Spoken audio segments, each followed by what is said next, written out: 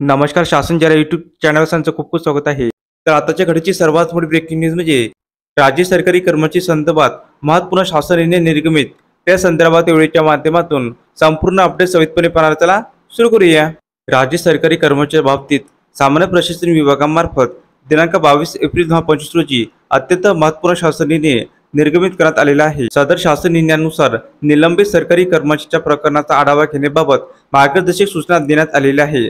सदरच्या शासन निर्णयानुसार निलंबनाच्या कालावधीमध्ये प्रशासकीय स्वरूपात कारवाई असेल तर अशा कर्मचाऱ्यास दीर्घकाळ निलंबित ठेवल्यास त्याच्या सामाजिक तसेच वैयक्तिक आयुष्यावर विपरीत परिणाम होत असतो. सदर निलंबन कालावधीमध्ये त्यास निर्वाह भत्ता तसेच इतर भत्ता अदा करावा लागतो. यामुळे समर्थनीय कारणाशिवाय अधिक वाजवीपेक्षा अधिक काळाकरिता निलंबित ठेवले जाणार नाही याची दक्षता घेण्याचे निर्देश देण्यात आलेले आहे. यामध्ये निलंबनाच्या दिनांकापासून 3 महिन्याच्या कालावधीमध्ये त्यांच्या विरुद्ध कार्यवाही तसेच सामाजिक कार्यवाही करण्याचे निर्देश देण्यात आलेले आहे. तसेच निलंबनाच्या दिनांकापासून 3 महिन्यात विभागीय चौकशी किंवा न्यायिक कार्यवाही सुरू नसल्यास अशा प्रकरणी 3 महिन्याचा कालावधी संपल्यानंतर निलंबन पुढे चालू करता येणार नसल्याचे स्पष्ट करण्यात आले आहे.